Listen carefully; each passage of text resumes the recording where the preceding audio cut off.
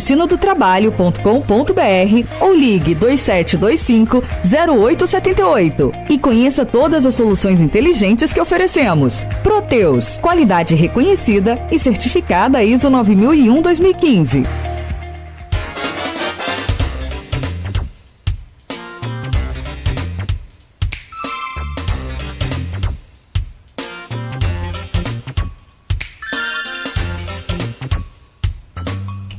Oito e 6 em Campos, de volta com o Folha no Ar, primeira edição. Para você que está chegando agora, seja muito bem-vindo, seja bem-vinda. Para você que está nos acompanhando aí desde cedo, muito obrigado.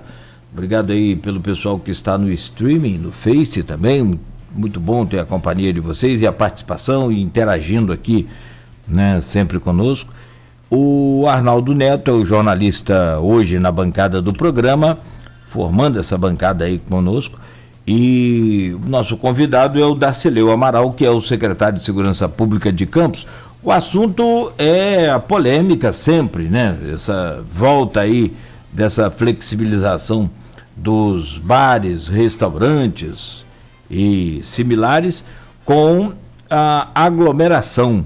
Neste fim de semana, né, várias cenas aí circularam pela internet, né, mostrando pontos com aglomeração na cidade, principalmente na Pelinca, aqui no Parque Santa Amaro também, enfim. Aliás, você falou que teve autuação lá naquela região. Mas voltamos com você, Arnaldo. Isso, a gente fechou o último bloco, até para tentar esclarecer a dúvida da ouvinte Roseni, com relação à equipe de fiscalização. Quais os agentes que compõem a equipe de fiscalização? E o Nogueira bem colocou em que situação pode ter sido acionada a questão de força policial, a polícia militar, para auxiliar nesse trabalho. Então, compõe a nossa força-tarefa, a Secretaria Municipal de Segurança Pública, posturas, nossa Guarda Municipal, Instituto Municipal de Transporte, PROCON e... Exatamente, isso aí, PROCON. Posturas, Guarda Municipal, IMTT, PROCON e Secretaria de Segurança. Em algum momento pode chegar a acionar a Polícia Militar? Vocês têm esse reforço? Como que funciona isso? Então, a Polícia Militar a gente aciona quando a denúncia em algum local, porque a nossa Guarda Municipal, infelizmente, ainda não é armada, né? Conta a minha vontade. Infelizmente, tem trâmites, é bom falar que tem trâmites que não puderam fazer com que a gente arme a guarda ainda. E aí a gente tem, sim, acionar a Polícia Militar em locais que a gente sabe que tem mais periculosidade. Então, na Penha, quando a gente vai para alguma coisa na Penha, em Fazendinha, baile funk, que a gente recebe várias denúncias de baile funk em Fazendinha, em determinados locais de Guarulhos, aí sim a gente chama a Polícia Militar para apoiar a fiscalização, para garantir a segurança dos nossos agentes. Nogueira, você tem pergunta aí de ouvinte para trazer? Tem uma agora aqui interessante também, sai um pouco dessa pauta de bares e restaurantes, mas não deixa de ter a importância aqui. O Rodrigo Rezende, uma dúvida sobre a questão das igrejas, pois da rua Julião Nogueira, todos os finais de semana estão até fazendo festas. Gostaria de uma orientação, até mesmo para eu não frequentar, pois eu fui na primeira semana e já não dá mais, está dando muita gente. Como poderíamos resolver isso antes que alguém denuncie? Rodrigo Rezende, o secretário. Então, Rodrigo, de igrejas, quase não entra denúncia aqui, ainda teve mais de 2.100 denúncias nesse período de pandemia. Isso só a Secretaria Municipal de Segurança Pública. Igrejas quase não chega a denúncia para a gente, né? Acho que os fiéis, as pessoas não denunciam por ser igreja. Então, a gente fechou não. A gente pediu para um culto que estava acontecendo em Guarulhos na semana passada, numa igreja de Guarulhos, que muita aglomeração, tinha gente até pro lado de fora da igreja, e depois seria servido um jantar. Então, a nossa equipe de fiscalização conversou com o pastor, pedindo para que aquele culto fosse encerrado por medida de segurança, né, por medida de segurança, saúde pública. Aí o pastor prontamente pediu desculpa à equipe, encerrou o culto e não teve o jantar que ele ia promover os fiéis. Então, igrejas também, ela tem todo um protocolo, né, que está no nosso diário oficial, a ser seguido. Não pode existir festas, tem um número máximo de fiéis, de capacidade da igreja, aí tem um número máximo de fiéis, de acordo com a capacidade da igreja. Então, essa igreja, ela está descumprindo totalmente o decreto, e se você souber, se tiver esse culto, ou qualquer outro ouvinte, o seu Rodrigo, pode falar também, pode ligar para a postura ou para a Secretaria Municipal de Segurança Pública, né? O nosso número é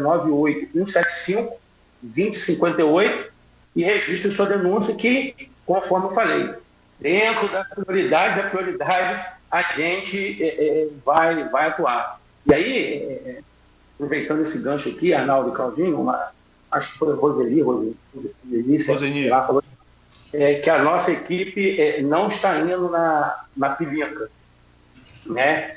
Pelo contrário, a operação do final de semana, ela foi focada na pilinca.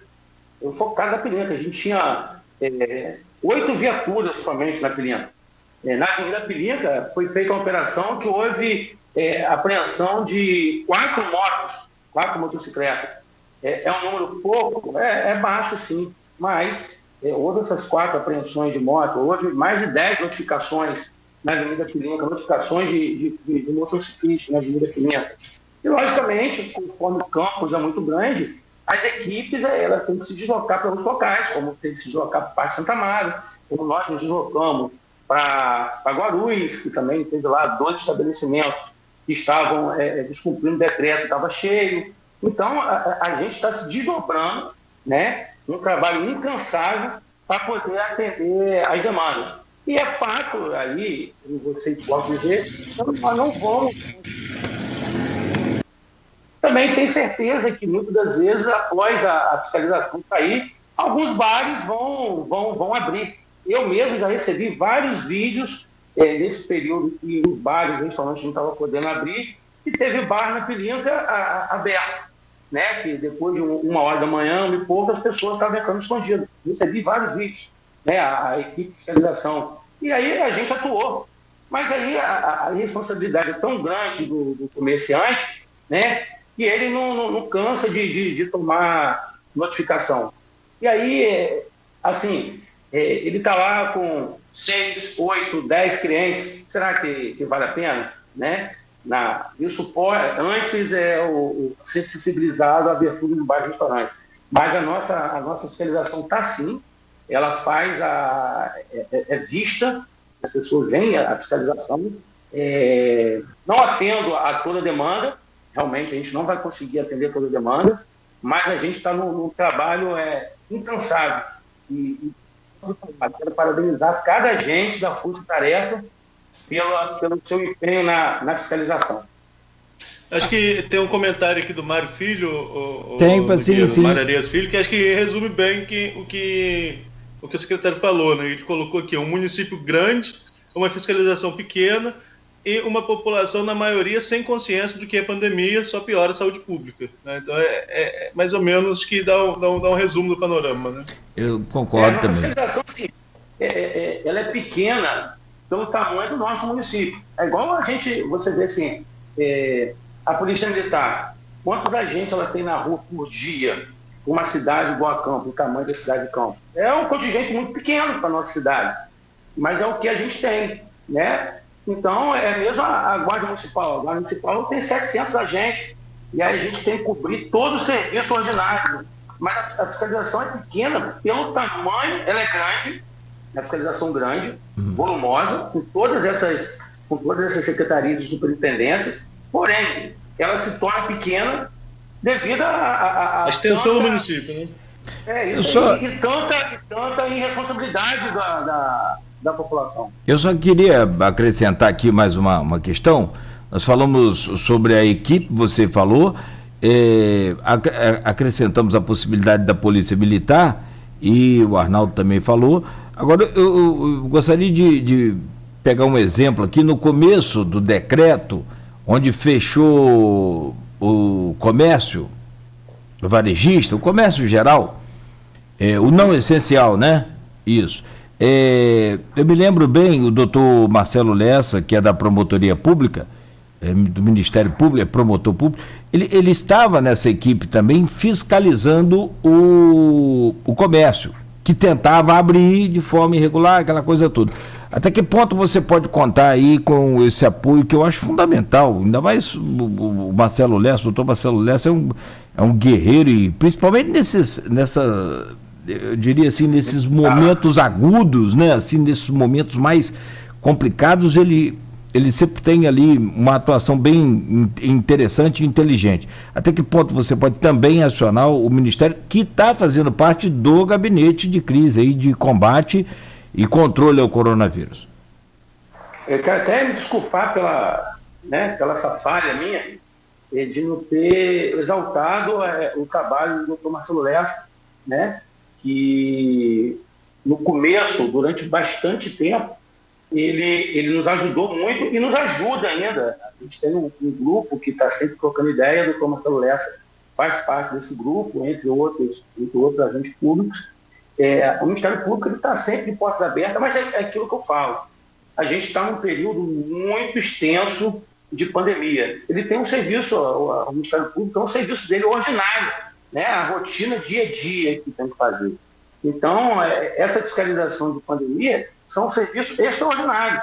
Então, mas quando há necessidade, quando houver necessidade de uma presença do Ministério Público em determinado local, que a gente acha que a presença do Ministério Público seja tão importante, porque, na verdade, ela é importante, mas em determinadas situações não é primordial, né? Eu não posso tirar o Ministério Público do trabalho dele ordinário, da rotina do dia a dia.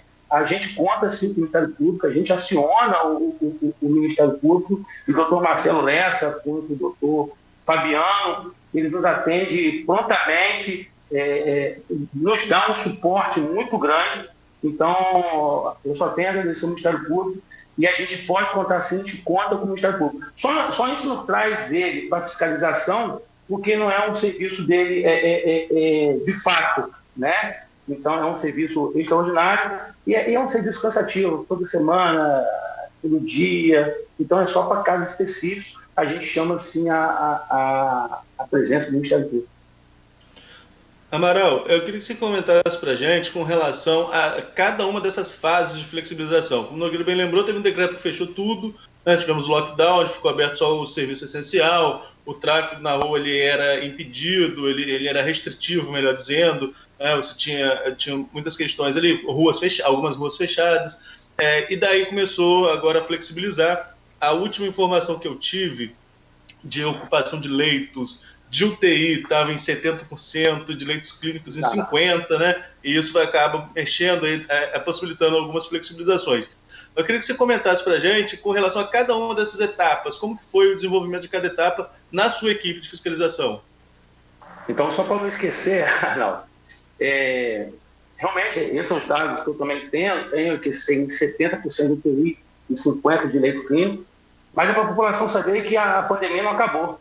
Né, porque a gente está com 70% de leitos de UTI, né, e 50% de leito clínico, acabou a pandemia. Não é para a gente chegar a 100, né, de maneira nenhuma. Né? A pandemia acabou, está flexibilizando, não. A gente ainda está na bandeira amarela, na fase amarela, a gente ainda tem que tomar todos os cuidados, ou até mais cuidados, devido à flexibilização, né, porque quando não tava, as coisas não estavam flexibilizadas, a gente tinha que ter um cuidado. Agora flexibilizou, a gente tem que ter um cuidado maior, porque o contato com as pessoas tornava-se maior.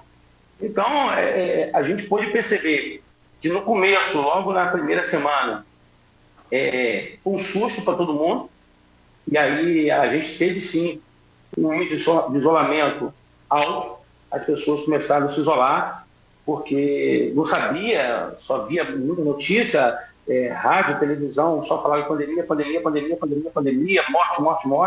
Então as pessoas ficaram em casa, de fato, né? Aí, com o passar do tempo, aí veio o lockdown, aí quando veio o lockdown, as pessoas se isolaram mais ainda, realmente, mas aí depois a gente que tem um costume, né, principalmente nós cariocas, de ter contato com o outro, de abraçar, de falar, de cumprimentar, de ter essa aproximação, a gente acha que tem muita dificuldade de se isolar. E aí a gente começou a ter problema que as pessoas começaram, de fato, a ir para a rua, o isolamento, aí teve o problema da Caixa Econômica, começou o benefício social, aí veio muita gente para a rua. Então, aí a gente começou a ter esse problema com a Caixa Econômica, de muita gente na fila, muita gente na rua, e aí foi indo, a gente foi se arrastando, o pessoal na rua, aí depois começou a flexibilizar mais um pouco. Quando começou a flexibilizar mais um pouco, foi inferno. A gente via o centro da cidade tomado de gente, parecia coisa que era Natal. Eu olhei para o centro e falei, meu Deus do céu, o que é isso? Mas foi um inferno. Gente, um centro que saía pela noite, que tinha mais gente até do que fosse Natal. Então nós chegamos a pensar até, será que a gente vai ter que fechar a rua para poder esse povo estar ali, mas depois pensando, se eu fecho a rua, eu vou estar proporcionando mais espaço para as pessoas. Então, a gente teve essa fase que depois diminuiu, e agora a gente está na fase de abertura de bares e restaurantes, que no primeiro final de semana foi visto ali, a gente sabe que foi esse inferno também, no sentido figurado da palavra, de tantas pessoas na rua, tantas pessoas descumprindo o decreto.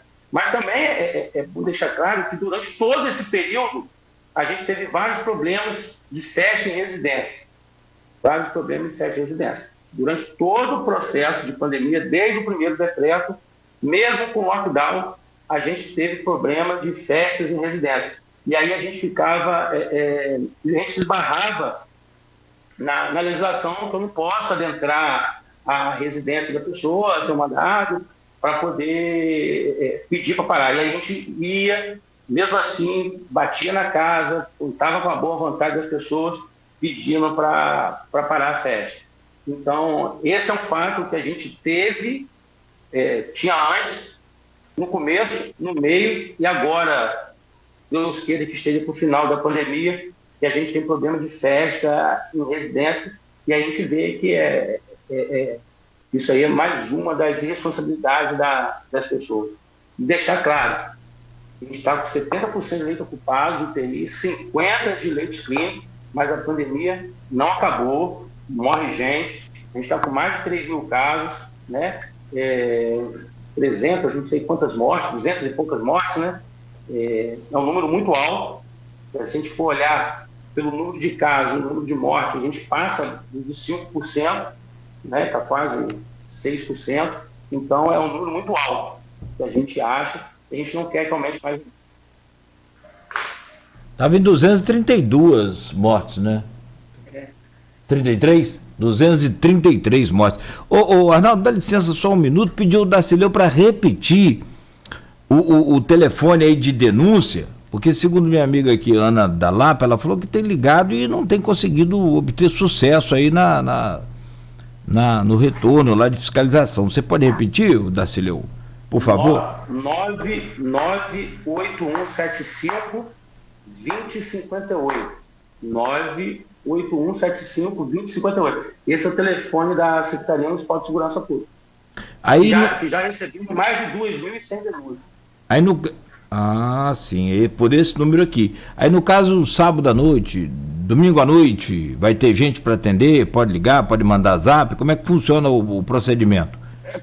Manda zap, o zap é melhor, que ele é mais prático, deixa a linha sempre desocupada, e aí os agentes, a gente tem uma sala toda preparada aqui na Secretaria de Segurança Pública para atender a demanda da população referente à denúncia. E foi aquilo que eu te falei, cara. muitas das vezes a gente recebe mensagem, pô, muito obrigado, a fiscalização veio, resolveu o problema. Mas muitas vezes a gente recebe mensagem assim, pô, não adianta denunciar porque a fiscalização não veio. Isso. Mas eu queria que a população entendesse, a fiscalização está trabalhando, mas a gente tem uma cidade muito grande. A gente tem uma cidade muito grande e a nossa população descumpre tudo. Então, o nosso trabalho de fiscalização ele se torna maior ainda. Mas dentro do possível, a gente vai atendendo todas as demandas. Dando sequência àquela última pergunta que eu tinha feito, Amaral, com relação à questão de... a gente estava falando sobre essa questão de fases de flexibilização. Eu fiz essa pergunta para pegar um gancho aqui na pergunta do Fabiano Seixas.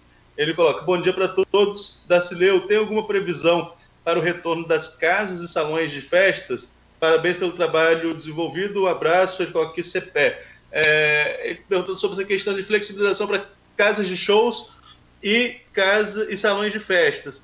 E eu coloco também, com relação aos restaurantes abertos, questão de música ao vivo. Tem alguma coisa? Pode, não pode? Como que está essa situação? Então, de acordo com o cronograma, né, da prefeitura, das fases, salvo o melhor juízo, salão de festa, shows, músicas, somente na fase branca. Né? Porém, na minha opinião, né, aí, aquilo que eu visualizo, não somente opinião minha particular, eu acredito que a gente não chega à fase branca esse ano, de acordo com o que está acontecendo. Tudo pode mudar. Então, não tem prazo ainda. A gente torce para que, talvez, na fase V, possa haver algum tipo de flexibilização, como houve na fase amarela, está havendo na fase amarela. Então, a gente torce para que na fase V possa vir ter uma flexibilização para cada shows, eventos, que eu acho que vai ser muito difícil isso acontecer, diante do quadro que a gente está vivenciando. Então hoje, enquanto a gente estiver na fase amarela, nós não temos mais que flexibilizar no seu ponto de vista. Acredito que não, no meu ponto de vista não. Agora, nesse limite, né? Sim, nesse tempo todo de fiscalização, desde o início da pandemia, se você tivesse que pontuar, quais foram os maiores problemas que vocês enfrentaram? Teve algum tipo de resistência, algum tipo de ter que precisar de força policial, festas maiores, porque circularam muitos vídeos de festas, aglomerações, você mesmo falou aí em baile funk, quais foram os maiores problemas que você pode pontuar desse período todo de fiscalização? Então, teve uma festa na RJ 116, ali próximo ao Rancho da Ilha. Ali foi um problema grave, mais de 500 pessoas na festa, um sábado à noite. Entrou a denúncia para a gente, ali foi complicado. Também lá a fiscalização em Serrinha também, tinha mais de 200 pessoas, foi complicado. Baile funk, que a gente foi na Penha, junto com a Polícia Militar, também foi muito complicado. E aí, rotineiramente falando, essas festas aí em residência, a gente fica sem poder de ação, porque a festa é dentro da residência. Então, a gente se sente muito inerte. Então, muitas das vezes, a pessoa nos atende, como muitas das vezes a pessoa se reserva a não atender. Simplesmente está lá, toca a sirene, bate a campainha e a pessoa não atende. Então, acho que esses foram...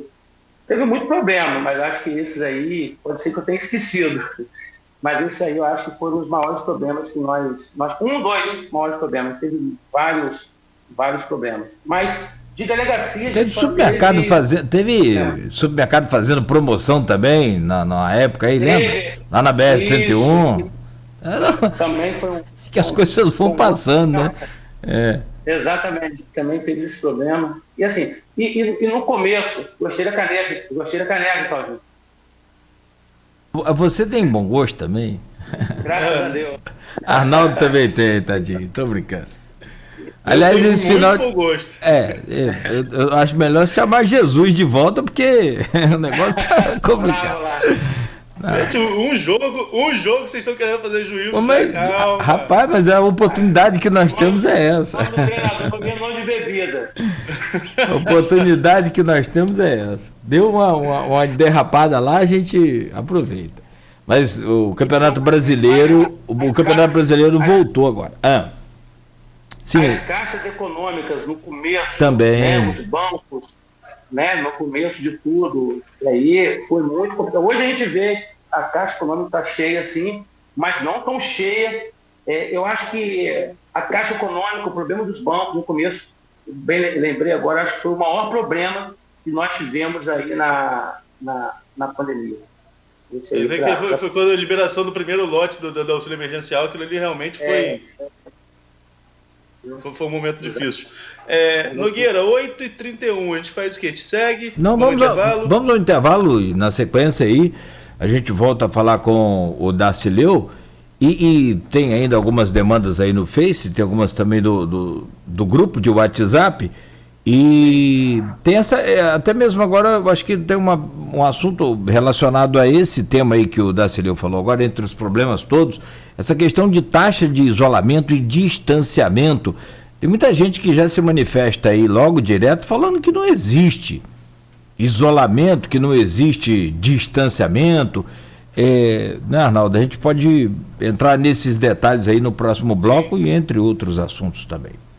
São 8h32, então nós vamos a um rápido intervalo. O Folha no Ar, primeira edição, tem o oferecimento dos laboratórios Plínio Bacelar e Clínica Proteus. Aliás, sobre o Plínio Bacelar, se você precisar fazer exames de PCR ou de sorologia, consulte o seu médico e para mais informações ligue 27266000, Laboratórios Plínio Bacelar. Quando se pensa em